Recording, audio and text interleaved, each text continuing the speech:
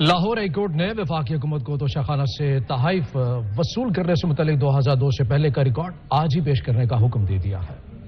Lahore high court نے توشہ خانہ سے تحائف وصول کرنے والی شخصیات کی تفصیلات فراہم کرنے کی درخواست پر سماعت کی۔